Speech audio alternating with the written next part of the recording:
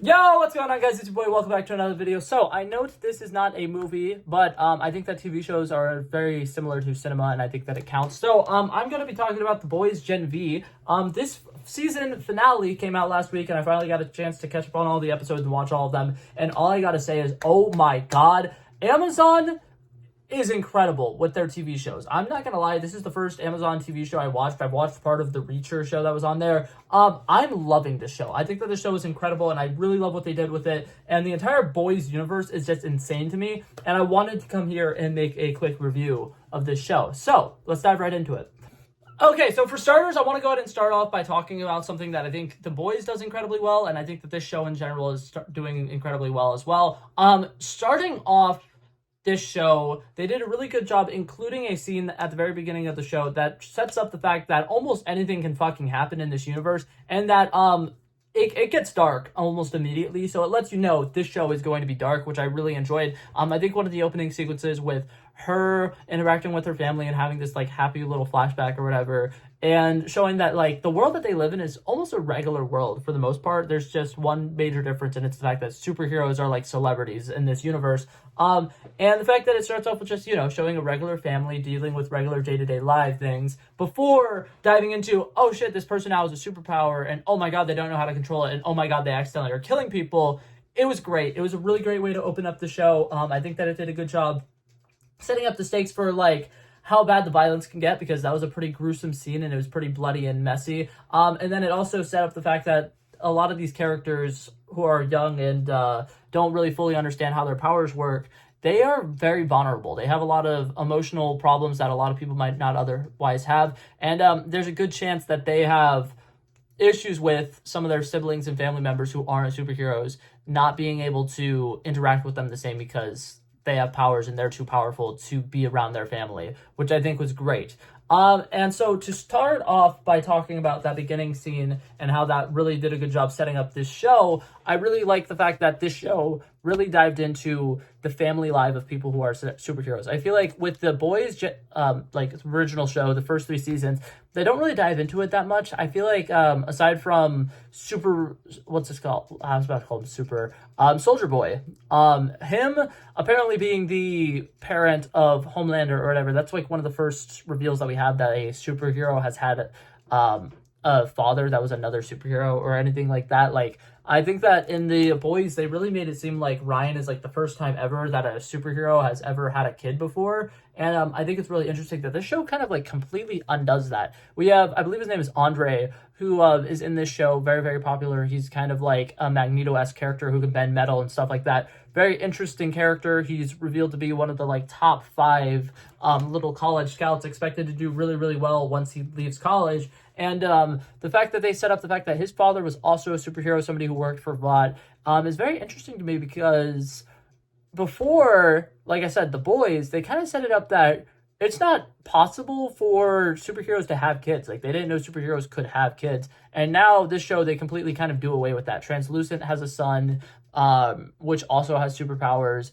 And what's it called? I think his superhero name is like Poltergeist or something like that. I don't even know. Polarize? Something like that? I don't know. Had a son, and they also have superpowers. And I think that that's really interesting because, like I said, in The Boys, they kind of made it seem like that was something that couldn't happen. And apparently it's a normal thing now. But other than that one continuity thing, I think for the most part, they do a really good job making this in the same universe as The Boys and feeling very similar to how The Boys feels. And something else that I liked about it is in The Boys, season 1 through 3, the only time they really show what it's like for a superhero growing up is Starlight's past, where her parent is making them go to these special like pageants and stuff like that, and her parent is there with her through thick and thin, and is always like, she might not be the best parent, but she's at least there. Whereas here, we very quickly get introduced to the concept of the fact that Cate, who is somebody who by the end of the show is kind of like a main antagonist character, is really troublesome because growing up, she was banished from her family because she accidentally used her powers to probably kill her younger brother. And that's incredibly sad, and that's something that is very like traumatizing for her, and she has to go through all of this trauma throughout her entire life to, you know, kind of get to the point where she is in her life now, where she's kind of numb to some of these things, and she doesn't really know how to handle certain emotions, and she's kind of like more evil, and not because she has to be, but because, I mean, not because she wants to be, but because she doesn't really know any other way. She's been kind of an outcast her entire life. She has some friends, but they're all friends who she can't really fully trust, and she's killed some people who were really important to her when she was younger. And then we have Marie, who is the main protagonist of this show, and she's going on a very similar arc. She accidentally killed both of her parents when she was really young. She doesn't have anybody who fully understands her. She's been stuck at an orphanage that really doesn't treat their kids very well. She's been pretty much living under a rock and doesn't know anything pop culture related.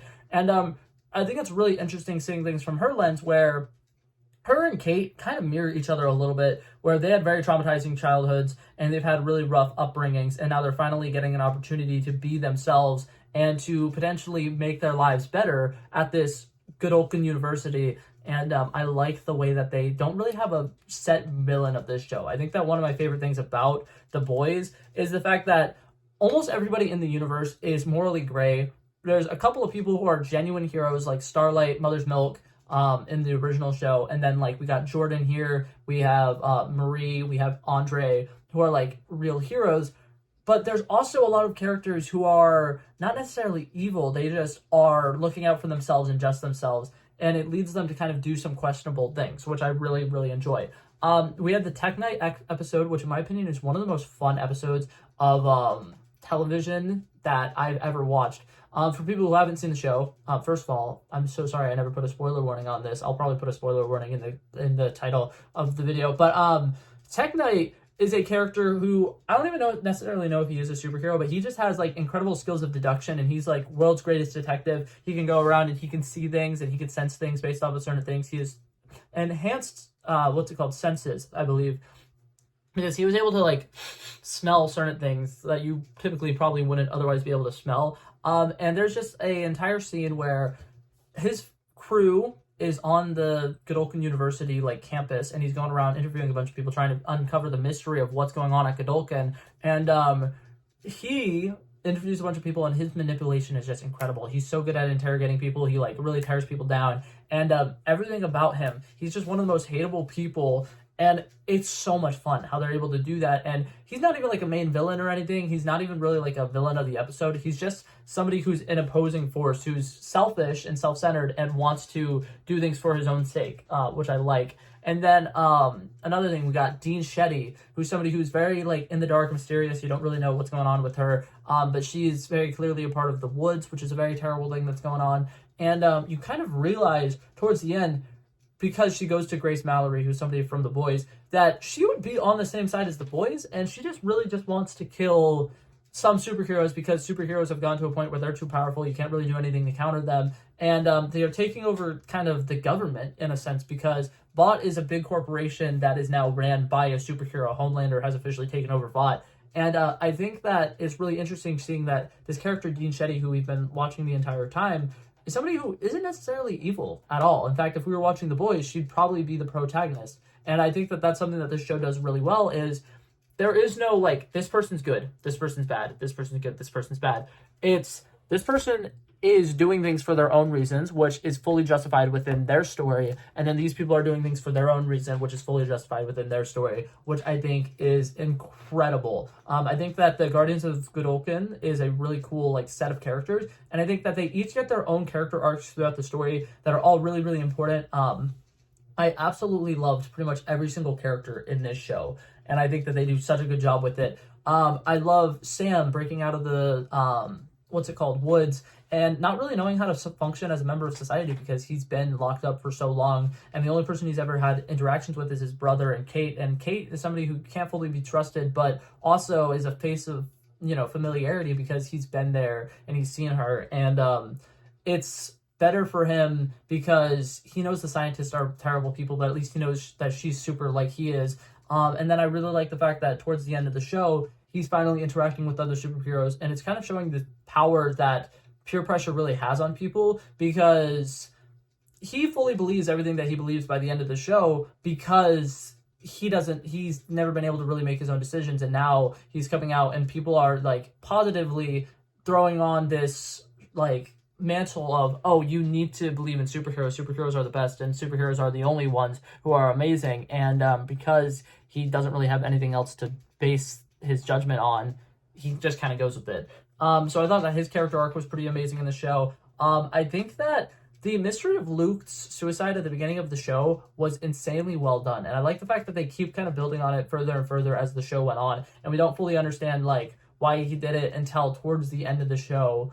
It's finally revealed that he pretty much just killed himself because he couldn't take it anymore. And he was, like, going insane because he could remember some things and he couldn't remember other things. And because Cate kept wiping his mind, he really, like, lost himself a little bit, which I thought was very, like, deep and powerful. Another thing that I love is Andre's character. Incredibly cool character. Somebody who starts off the show accidentally killing somebody or almost killing somebody, and learning from the beginning of the show that he's reckless. He's somebody who's like a student athlete who does like drugs and stuff like that. He'd kind of be like Josh Gordon in the NFL for anybody who watches football, where great person, amazing future ahead of him. He's a very successful person who could continue to be successful, but he never really takes it seriously. He doesn't fully want to be there, and he's basically just doing it because he's good at it and he's been good at it for so long. And he learns throughout the time of the show that he can actually be a hero and he can actually do some good. And I really like the fact that he goes from being a junkie to being somebody who's there for the other people of Godolkin, who he really cares about, and being there for his father when his father really needs him. I think that they have a really good character, a very good character arc between everything that happens with his father and him kind of having a really bad falling out with his father and then realizing he's family and he wants to be there for his father is great. And then I really love, I am blanking on her name right now, the girl who shrinks. Emma. There we go. Okay, cool. I'm glad that I was able to get it from that, because if not, I would have been so mad. But I love Emma's character throughout this entire show, because at the very beginning, she's really out there. She's really cool. She's a very social person. I really like the fact that she's a YouTuber, because as somebody who makes YouTube videos, I love when they include YouTubers like in movies or TV shows, and they actually do it like in a way that's actually incredibly realistic. During the first episode, she was getting a bunch of hate comments, and it shows that she really like struggles with, she really wants to continue making YouTube, and she really enjoys making YouTube, and you can tell that she has fun with it, but there's just so much negativity online, which I think they did a great job showing. And then another thing that I really like about her character is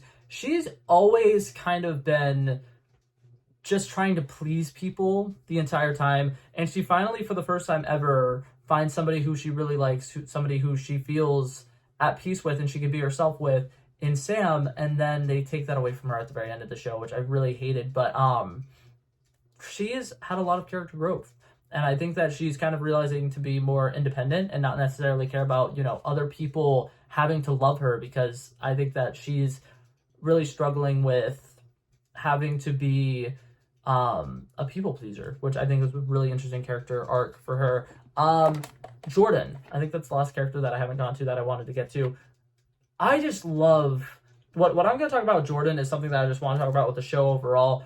I love how unique a lot of these powers are. Like, they have a lot of powers in here that are so different than anything we've seen in any other superhero shows. The thing about Technic that I mentioned earlier, where he just has enhanced senses and he knows how to be like an incredibly good detective, that's cool. Marie being able to bend blood and do all kinds of cool things with that, amazing. The metal bending thing with Andre is one of the most like mainstream ones that they have, and even that is still like really interestingly well done. Cate being able to just touch people and control them, and then also it gets revealed towards the end of the episode that she's been taking pills that's been dampening her powers, but she could also read people's minds, which I think is insanely cool. And then we get to Jordan, who I think might be the most original superhero concept I have seen in literally anything. I absolutely love the concept of a gender fluid person who could literally switch genders at will at any given time, and each gendered version of themselves has different power sets. Are you kidding me? Like, the fact that their male form is more of a defensive kind, he's more brooding and tough, and he's got more toughness, and he can, super strength stuff, right? Cool, simple, it's a cool power up, it's not anything that's too crazy, it works, right? And then they switch to their female form, they get these like sonic like punches where they can punch things and then the sonic beam comes and hits people. Really, really cool. And then it's also, she's quicker, she's faster, she can do a lot of the more agility based attacks. I think it is one of the coolest concepts for a hero. I've ever seen. Having a gender fluid person who their female version is more offensive and their male version is more defensive. I just think it is insanely cool what they did with her character, and I loved it a lot. But now to talk about the finale. This is one of the last things that I really want to get to. Like I mentioned, with a lot of the characters being morally gray, I love the fact that the Vought regular human beings are here when the finale happens, and they're kind of having to like defend themselves, and then there becomes like a giant problem with like superheroes having to defend the humans and having to fight other superheroes, and it's kind of like a predicament, and it really became kind of like the X-Men to me. I feel like they did a really good job. It kind of feels like the Magneto versus Professor X thing, where Professor X is just like, well, we can get along with humans, and Magneto's like, we will never get along with humans. And the fact that they ended the show having Homelander fly in and deem the actual Guardians of Godolphin, the four like main heroes who we've been watching this entire show, and basically deem them as animals because they are killing other superheroes, is so cool to me, and I absolutely love it. And I really like it because something about this show that is really interesting to me is supes are just considered automatically superheroes, and it's really weird to me because there are no super villains at all in the world of the boys or whatever. Like, Homelander sees any person who has any enhanced in like powers or anything like that is automatically a superhero.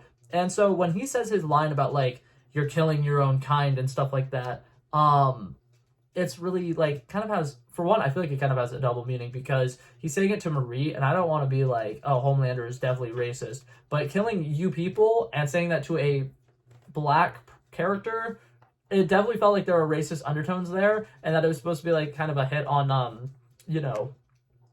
yeah, anyways, but also I think that it was really interesting because like he's killed a bunch of superheroes before, and he understands that like some super enhanced individuals are villains, right? Like, he gets that, or does he not get that? And now I'm even more confused, but I love it because now I have a bunch of questions that I am excited to be answered in The Boys season 4. And then I really like the way that they interconnected it at the last episode, so it didn't feel like you had to see this to see the next season of The Boys, but seeing this will help you a little bit for the next season of The Boys.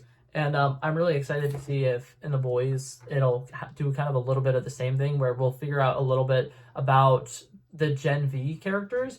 But I loved it. I thought that it was a great cliffhanger. I really enjoyed pretty much everything about the show. I think that all of the like love story that happened in it were really good. Oh my god, it was just a great show. But yeah, 10 out of 10 would recommend go watching that show if you guys haven't. If you guys are not a fan of gore, you might not have as good of a time with it, but I thought it was really good. That being said, that was it for this video, guys. Thank you guys so much for coming by, checking it out. I love and appreciate you guys, and I'll hopefully see you guys in the next one. Peace out. Bow, bow, bow. He wanted me to trouble first, I did this. He planned the day, and then we did this. Wanna be in love with the girls with the kisses. Don't give a damn, I'll rid this. I like this when I run the distance. I run a 5K, you go ballistics. I wanna live within the business. Buy more than what's on the clearances. You're getting bait because I know you're a physicist. I wanna deny this shit, I'm unlimited.